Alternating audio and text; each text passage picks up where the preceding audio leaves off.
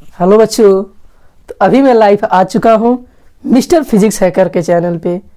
तो आज हम लोग एक नए लेक्चर के साथ स्टार्ट करेंगे और हमारा जो लेक्चर होगा वो होगा न्यूमेरिकल पार्ट का लेक्चर नंबर 4 हमारा होगा। ठीक है, तो आज हम लोग एक नए क्वेश्चन के साथ स्टार्ट करेंगे। तो पहले आप कॉपी निकाल लें और जितने भी हमारे इंपॉर्टेंट नोट्स होंगे या क्वेश्चन के जो आंसर होंगे उसको आप लोग वीडियो को पॉज करके नोट कर लीजिएगा। ठीक है, तो सबको इवनिंग का टाइम है तो सबको पहले गुड इवनिंग करता हूं और उसी गुड इवनिंग के साथ आज हम एक नए जोश के साथ क्वेश्चन लेकर आए हैं जो बहुत ही इंपॉर्टेंट क्वेश्चन होंगे। इससे पहले हमने 3 लेक्चर कर चुके हैं और आज हमारा ये चौथा लेक्चर होगा। ठीक, तो आप लोग तैयार हो जाइए और क्वेश्चन को जरा ध्यान से पढ़ने का प्रयास कीजिए, उसके बाद क्वेश्चन को हम लोग सॉल्व करेंगे। ठीक, तो हमारा फर्स्ट क्वेश्चन क्या है, पढ़ते हैं। Gravitational force on the surface of the moon is 1/6 as strong as gravitational force on the earth. फिर क्वेश्चन क्या कह रहा है, what is the weight in newtons of a 10 kg object on the moon and on the earth. Question को पढ़िए। अब एक एक लाइन को क्वेश्चन को पढ़ते हैं और समझते चलते हैं। कह रहा है कि जो हमारे मून के सरफेस पे जो ग्रेविटेशनल फोर्स है, क्वेश्चन क्या है कि मून के सरफेस पे जो हमारा ग्रेविटेशनल फोर्स है वो अर्थ के ग्रेविटेशनल फोर्स से 1/6 स्ट्रॉन्ग है।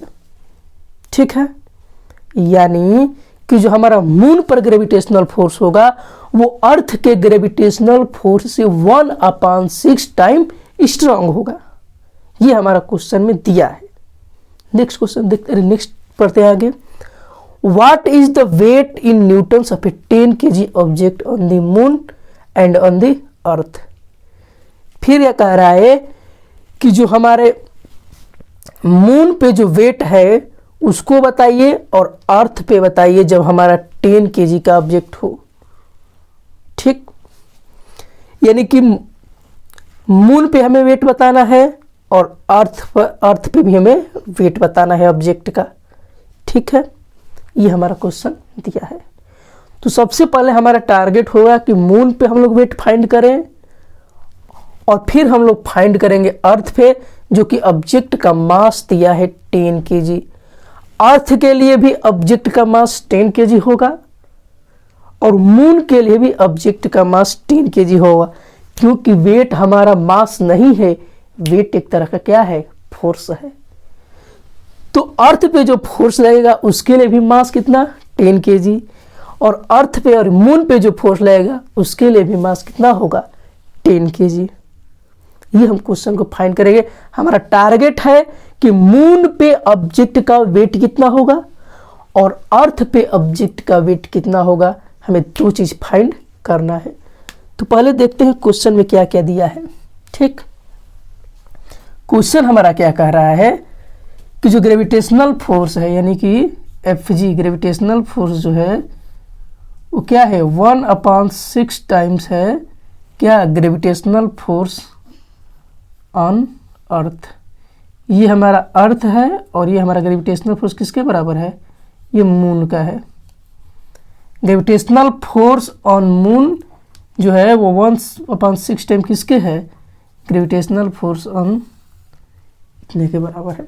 ठीक है बाबू, तो हम क्या फाइंड करना चाहते हैं कि वेट ऑन मून, पहले हम लोग मून पे फाइंड करेंगे वेट ऑन मून। और हमने आपको पढ़ाया था कि W = कितना होता है, mg। ठीक है, देखिए वेट फाइंड करना है और हमने आपको बताया था कि वेट जो होता है W = mg होता है। तो ये जो हमारा Wm है ये मून के लिए वेट हम लोग फाइंड करेंगे, मून और अर्थ के लिए फाइंड करना है। तो सबसे पहले हम मून के लिए फाइंड करेंगे क्या, वेट।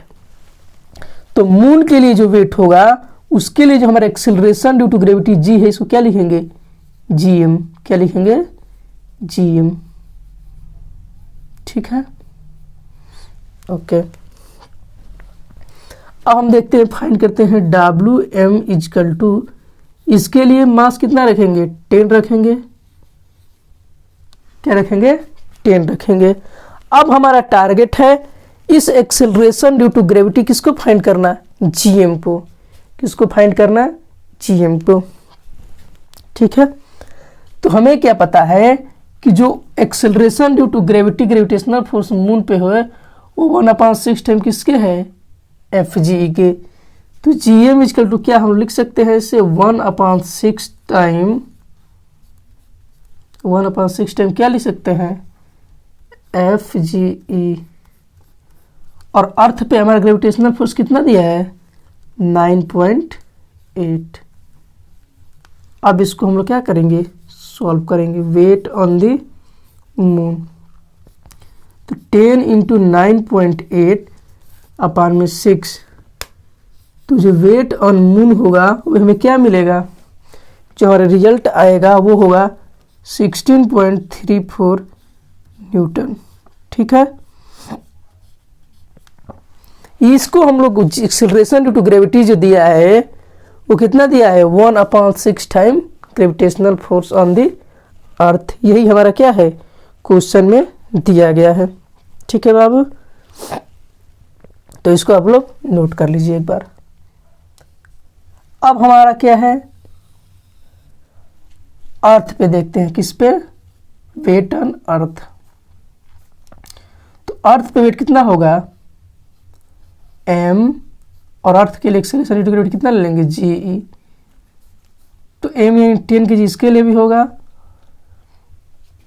और अर्थ पे हमारा एक्सेलरेशन ड्यू टू ग्रेविटी कितना होता है, 9.8, यानी कि वेट जो होगा अर्थ पे वो कितना होगा, 98 न्यूटन। कितना होगा, 98 न्यूटन। और ये हमारा आएगा मून पे वेट 16.34। क्वेश्चन में हमारा दिया था कि ग्रेविटेशनल फोर्स जो है सरफेस के मून पे जो होता है, यानी ग्रेविटेशनल फोर्स सरफेस पे कितना हम लोग फाइंड किए थे, जी एम इजकल टू कितना दिया है, 1/6 टाइम जी। ठीक है, यानी मून पे जो ग्रेविटेशनल फोर्स होगा वो 1/6 टाइम कितना दिया है, ग्रेविटेशनल फोर्स ऑन द अर्थ पे। ठीक है, यानी ग्रेविटेशनल फोर्स जो मून पे होगा 1/6 टाइम कितना होगा, ग्रेविटेशनल फोर्स ऑन दी अर्थ। उसी को हमने यहाँ पे लिखा है कि जो जीएम की वैल्यू है 1/6 टाइम कितना है, जीई, और जी ग्रेविटेशनल फोर्स अर्थ पे कितना होता है, 9.8। तो यहाँ पे हमने इसको रख दिया, तो इससे फाइंड कर सकते हैं। जीएम इजकल टू क्या लिख सकते हैं, 1/6, और जीई यानी ग्रेविटेशनल फोर्स ऑन दी अर्थ कितना होता है, 9.8। इसी चीज को हम इस जगह पर रख दिए हैं, और हमारा कितना है, वेट ऑन द मून। क्योंकि क्वेश्चन में ये चीज दिया है कि मून पे जो ग्रेविटेशनल फोर्स होता है वो 1/6 है कि वे gravitational force on the earth, ये दिया हुआ है क्वेश्चन में। इसी को हमने उठा के यहाँ पे पुट कर दिया तो वैल्यू मिल गया। ठीक है, तो इसको नोट करिए आप लोग, वीडियो को पॉज करके नोट करिए। ठीक है, ओके, नोट करिए इसको। अब हमारा नेक्स्ट क्वेश्चन क्या है, हमने एक क्वेश्चन देख लिया आज का, उसको हमने इरेज कर दिया। नेक्स्ट क्वेश्चन क्या कहता है, जरा इसको पढ़ते हैं। ठीक है, क्वेश्चन हमारा क्या है, a stone is released from the top of A tower. किसी स्टोन को हम लोग किसी टावर के हाइट से उसको क्या करते हैं, छोड़ते हैं। रिलीज करने की बात कर रहा है, रिलीज मतलब छोड़ देते हैं। किसी टावर जिसकी हाइट 19.6 मीटर है, एक टावर है जिसकी हाइट 19.6 मीटर है, उसके टॉप से किसी स्टोन को हम लोग क्या करते हैं, छोड़ देते हैं। क्या करते हैं, छोड़ देते हैं। छोड़ने के बाद क्या होता है, क्वेश्चन क्या कह रहा है आगे, calculate its final velocity just before touching the ground. Object की वो फाइनल वेलोसिटी बताइए जस्ट टचिंग द ग्राउंड, यानी ग्राउंड के टच करने से पहले वो किस वेलोसिटी से अर्थ की तरफ वो ऑब्जेक्ट जा रहा होगा। यानी ऑब्जेक्ट का काम कौन कर रहा है, यहाँ पे स्टोन कर रहा है। यानी कि उस ऑब्जेक्ट की यानी उस स्टोन की आप फाइनल वेलोसिटी फाइंड करिए जिस वेलोसिटी से वो स्टोन नीचे आ रहा होगा। कब, जब वो अर्थ को टच नहीं करता होगा, यानी अर्थ को टच करने से पहले। तो एक फिगर डायग्राम से समझते हैं। ये मान लेते हैं हमारा टावर है, इस टावर की हाइट दिया है हमारा h इजिकल टू 19.6 मीटर। ठीक है, अब क्वेश्चन क्या कह रहा है कि एक मान लेते हैं हमारे पास ये स्टोन है, क्या है, स्टोन है। अब इस h हाइट से स्टोन को जब छोड़ा गया, स्टोन को क्या करते हैं, छोड़ते हैं, तो जब स्टोन को छोड़ेंगे तो यहाँ पे u की वैल्यू कितना हो जाता है, 0।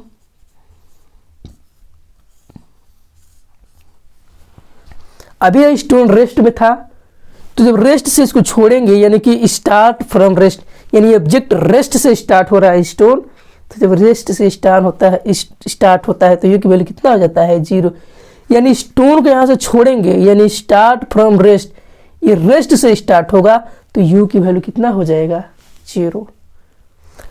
यह भी कब 0 होता है, जब पार्टिकल को हम लोग ऐसे फेंकते हैं ऊपर की तरफ, तो एक मैक्सिमम हाइट तक जाने के बाद पार्टिकल की वेलोसिटी 0 हो जाती है। कब, जब नीचे से फेंकते हैं। लेकिन जब ऊपर से इसको छोड़ते हैं तो वहां पे u क्या होता है, 0, लेकिन वेलोसिटी क्या हो जाती है, बढ़ने लगती है।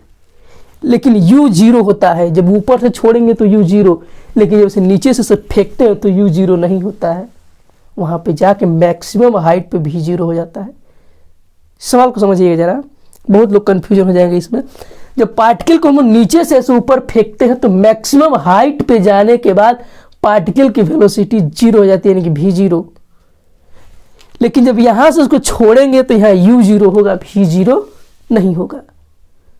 ठीक, तो यहाँ पे u क्या हो गया, 0, h हमें दिया है, और मान लेते हैं पार्टिकल नीचे आ रहा है, तो यहाँ पे acceleration due to gravity g कितना हो जाएगा, मान लेते हैं 9.8 काम कर रहा होगा। कितना, 9.8 काम कर रहा होगा। ठीक है बाबू, अब हम सवाल को सॉल्व करते हैं। ठीक, तो हमारा g दिया है, मान पहले देखिए क्या क्या दिया है, u हमारा 0, h दिया है कितना, 9.6 मीटर, 19.6 मीटर, और g को हम लोग यहाँ पे मान लेते हैं 10।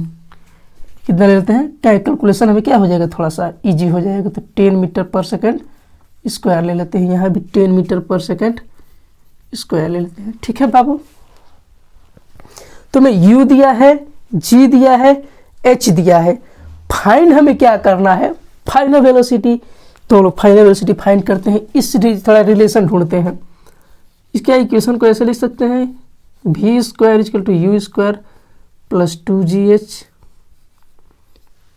या इसको ऐसे लिख सकते हैं, v square minus u square equal to 2gh, कोई दिक्कत नहीं। v स्क्वायर हमारे u कितना दिया है, 0 दिया है, तो यह 0 पूरा हो जाएगा टर्म, यानी v स्क्वायर इक्वल टू कितना हो जाएगा, 2gh, और v की वैल्यू कितना हो जाएगा, रूट में 2gh। हमारे पास सारी वैल्यू फाइंड है, तो देखिए v equal to under root 2g की वैल्यू कितना रख देते हैं, 10, और h कितना दिया है, 19.6 मीटर। अब इसको हम लोग क्या करेंगे, सॉल्व करेंगे, तो कितना हो जाएगा ये 20 इंटू 19.6। इसको जो हम लोग फाइंड करेंगे तो हमारा रिजल्ट कितना आ जाएगा, 19.6 मीटर पर सेकंड। ये हमारा वेलोसिटी होगा, फाइनल वेलोसिटी, यानी 19.6 मीटर पर सेकेंड से वो पार्टिकल क्या हो रहा होगा, उसकी वेलोसिटी भी चल रहा होगा, फाइनल वेलोसिटी। ठीक है, तो ये हमारा फाइनल वेलोसिटी फाइंड हो गया। तो इसको वीडियो को पॉज करके नोट करिए, तब हम इसको इरेज करते हैं। ठीक है, अब हम देखेंगे एक और क्वेश्चन, ये हमारा थर्ड क्वेश्चन होगा आज का। क्वेश्चन को जरा पढ़िए ध्यान से, क्वेश्चन क्या कह रहा है। थोड़ा सा गला खराब है, उसको ध्यान में देखते हुए हम थोड़ा धीरे आवाज में बोलेंगे, उसको आप लोग मेंटेन रखिएगा। ठीक है, क्वेश्चन क्या है हमारा, what happens to the force between two objects then if. Question क्या हमारा कह रहा है कि दोनों ऑब्जेक्ट के बीच में जो ग्रेविटेशनल फोर्स लगेगा, दो ऑब्जेक्ट है, उन दोनों ऑब्जेक्ट के बीच जो ग्रेविटेशनल फोर्स लगेगा वो क्या होगा यदि the mass of one object is double. यानी कि दो मास हैं और दोनों मास में से किसी भी मास यानी किसी भी ऑब्जेक्ट का मास डबल हो जाए, यानी दो ऑब्जेक्ट हैं, उन दोनों ऑब्जेक्ट में से किसी एक ऑब्जेक्ट का मास क्या हो जाए, डबल हो जाए, तो हमारा ग्रेविटेशनल फोर्स क्या होगा। दूसरा क्वेश्चन क्या है, the distance between the object is doubled and tripled, यानी दोनों ऑब्जेक्ट के बीच का जो डिस्टेंस होता है, अगर उस डिस्टेंस को डबल कर दे और ट्रिपल कर दे तो हमारा ग्रेविटेशनल फोर्स क्या होगा। ये हमारा सेकंड क्वेश्चन है। थर्ड क्वेश्चन क्या है, the masses of both objects are doubled, यानी ऑब्जेक्ट के दोनों मास को अगर हम लोग डबल कर दें, पहले क्वेश्चन में किसी एक मास को डबल करना था, अब कह रहा है कि अगर दोनों ऑब्जेक्ट का जो मास है उन दोनों को डबल कर दे, एक को नहीं दोनों को डबल कर दे तो हमारा ग्रेविटेशनल फोर्स क्या होगा। तो एक एक को हम समझने का प्रयास करते हैं और देखते हैं कि कैसे हमारा ग्रेविटेशनल फोर्स वेरी कर रहा है इन सिचुएशंस के अनुसार। ठीक है बाबू, तो जरा ध्यान से समझिए क्वेश्चन को। पहले पार्ट की ओर चलते हैं। पहले तो हम लोग ग्रेविटेशनल फोर्स का एक्चुअल फार्मूला लिखते हैं। हमने आपको पढ़ाया है Gm1 m2 अपान में r का स्क्वायर। ठीक, ये हमारा एक्चुअल ग्रेविटेशनल फोर्स है। अब हम जो फाइंड करेंगे वो हमारा होगा न्यू ग्रेविटेशनल, जिसके हम लोग तलाश कर रहे हैं कि एक ऑब्जेक्ट के मास को डबल कर देते हैं। तो इसको हम लोग डिनोट करते हैं Fg डैश से। ठीक है, ये हमारा एक्चुअल था। अभी हमारे न्यू ग्रेविटेशनल फोर्स फाइंड करेंगे। ठीक, तो एक ऑब्जेक्ट के मास को क्या करना है, डबल करना है। तो हम m1 को डबल कर देते हैं, मान लेते हैं 2m1 और ये हमारा m2 हो जाएगा और ये हमारा क्या हो जाएगा r स्क्वायर। इसको ऐसे लिख सकते हैं Fg डैश इजकल टू 2 को बाहर कर देते हैं 2Gm1 m2 अपान में r का स्क्वायर। अब ऊपर से देखें तो इतनी की जो वैल्यू है वो किसके बराबर है, Fg के बराबर। तो इसको कैसे लिख सकते हैं, Fg dash equal to 2Fg लिख सकते हैं फ्रॉम एबव से। कहाँ से, ऊपर से, फ्रॉम एबव से। ठीक है, देखिए जो हमारा Fg था वो कितना था, Gm1 m2 अपान में r स्क्वायर, और Fg डैश को हमने देखा जब m1 की जगह पे क्या रखा हमने 2m1। देखिए जब इस m1 की जगह पे क्या रखा हमने 2m1, क्योंकि हमारा क्वेश्चन क्या कह रहा है कि एक ऑब्जेक्ट के मास को क्या कर दे, डबल कर दे। तो हमारा 2Fg आ गया, 2m1 2 बाहर चला गया तो इस पूरे की वैल्यू Gm1 m2 अपान r स्क्वायर Fg, और हमारा 2Fg कहाँ से, ऊपर से। ठीक है, देख लीजिए एक बार इसको ध्यान से। इस तरह से हमारा यानी कि न्यू ग्रेविटेशनल फोर्स हमें मिलेगा वो एक्चुअल हमारा जो ग्रेविटेशनल फोर्स था उसका ये क्या हो जाएगा, दोगुना। कब, जब किसी मास के ऑब्जेक्ट के मास को एक मास को क्या कर दे, डबल कर दे। ठीक, अब देखते हैं सेकेंड पार्ट क्या कह रहा है। अब दूसरा पार्ट देखते हैं। यहाँ पे दूसरा पार्ट क्या कर रहा है कि जब इस दोनों के ऑब्जेक्ट, जो दोनों ऑब्जेक्ट हैं, दोनों ऑब्जेक्ट के बीच के डिस्टेंस को डबल कर दे और ट्रिपल कर दे। तो पहले डबल के केस में देखते हैं। तो Fg इक्वल टू हम फॉर्मूला जानते हैं क्या, Gm1 m2 अपान में r का स्क्वायर। अब इस r को हमें डबल भी करना है, ट्रिपल भी करना है। तो पहले डबल के लिए देख लेते हैं। Fg डैश न्यू हो जाएगा Gm1 m2 अपान में, अब क्या करना है, डबल देने की 2r का स्क्वायर।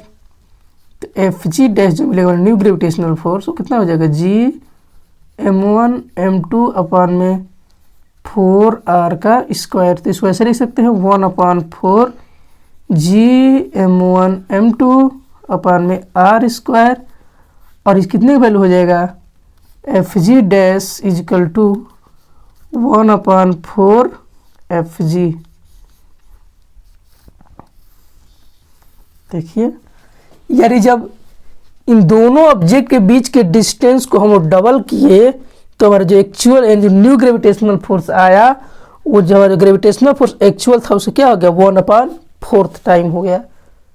तो ये हमारा था जब डिस्टेंस को क्या किया, डबल किया। हमने जब पढ़ा रहे थे थ्योरी पार्ट उसमें भी बताया था कि जब ऑब्जेक्ट के बीच के डिस्टेंस को डबल करते हैं तो उसके बीच जो एक्चुअल ग्रेविटेशनल फोर्स होता है वो 1/4 हो जाता है। किसके, एक्चुअल ग्रेविटेशनल फोर्स। कौन, न्यू वाला ग्रेविटेशनल फोर्स, जो नया ग्रेविटेशनल फोर्स मिलेगा जब डिस्टेंस को डबल कर देते हैं। अब हम देखते हैं क्वेश्चन हमारा ट्रिपल के भी पूछ रहा है, तो ट्रिपल के भी ले देख लेते हैं। यानी एफ जी इजकल टू हम जानते हैं क्या होता है, G(m1m2) अपान में r²। तो एफ जी डैश जब इसको ट्रिपल कर देंगे तो कितना हो जाएगा, 1/3 के सूत्र क्या कर देंगे, 9 G(m1m2) अपान में r²। इसको डायरेक्टली हमने सॉल्व कर दिया। r के जगह पे 3r कर लिख देंगे तो 3r यानी कि 9r² और हमारा 1/9 हो जाएगा। तो एफ जी डैश जो हमारा मिलेगा वो 1/9 टाइम्स क्या हो जाएगा, एफ जी हो जाएगा। ठीक है, इन ट्रिपल करने के बाद 1/9 टाइम क्या हो जाएगा, जो हमारा एक्चुअल ग्रेविटेशनल फोर्स था उसके बराबर। ठीक है, और नेक्स्ट देखते हैं आगे क्या कह रहा है क्वेश्चन। ये हमारा सेकेंड पार्ट वाला था। क्वेश्चन देखिए, the masses of both objects are double. यानी दोनों ऑब्जेक्ट के मास को हम डबल कर देते हैं। अभी हमने क्या किया, डबल और ट्रिपल पे देखा, तो ये डिस्टेंस की बात थी।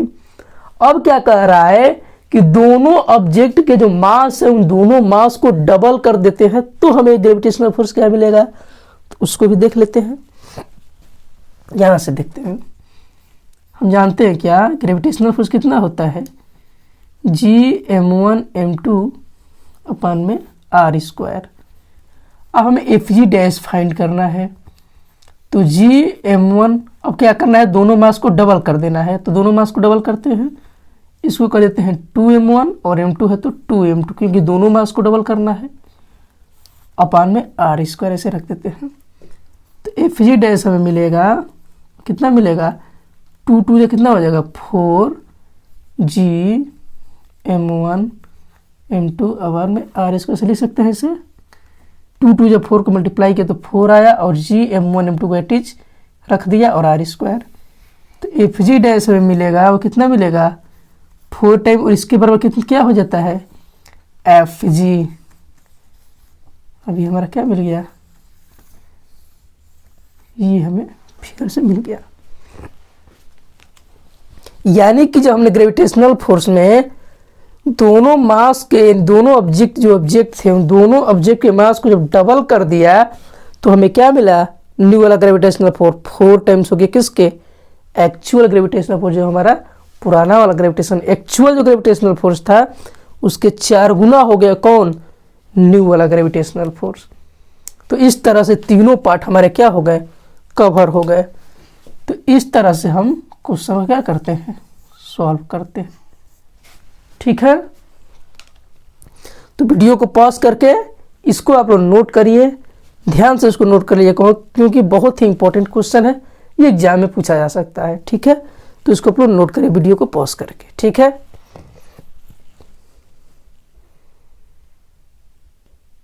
ठीक है, तो इसको आप लोग नोट कर लीजिए। ठीक, तो आज के लेक्चर में यहीं पे समाप्त करते हैं, मिलते हैं कल के लेक्चर में। ठीक है, तो आप लोग एक विश्वास बनाइए रखिएगा, हर एक लेक्चर आपको बहुत ही इंपॉर्टेंट क्वेश्चंस लेकर आएंगे। जितने भी हमारे न्यूमेरिकल्स के पार्ट होंगे वे सारे क्वेश्चन क्या होंगे, न्यूमेरिकल्स होंगे। ठीक है, तो आप लोग उम्मीद बनाए रखें कि हर एक क्वेश्चन को क्या किया जाए, आसानी से डील किया जाए, क्योंकि उम्मीद से सारे हमारे क्या होंगे, प्रॉब्लम की सॉल्व हो सकती हैं। उम्मीद से हमारा इंसान क्या हो सकता है, ताकतवर हो सकता है, बलवान हो सकता है। ठीक है, तो आप लोग जितना भी क्वेश्चन हो थोड़ा अपने से भी प्रैक्टिस करने का प्रयास करिए, और जो क्वेश्चन न आए आप कमेंट बॉक्स में बता दीजिए, कि हमें इस क्वेश्चन में प्रॉब्लम है, सारे क्वेश्चन हम लोग सॉल्व कर देंगे। ठीक है, तो वीडियो को लाइक, कमेंट और शेयर करें। जितने भी आपके फ्रेंड्स वगैरह हैं उनको ये वीडियो आप वहाँ तक पहुँचाएं और सब्सक्राइब करें, और जितना ज़्यादा से ज़्यादा हो आप हमें प्यार दें। ठीक है, यही आपसे हमें उम्मीद है।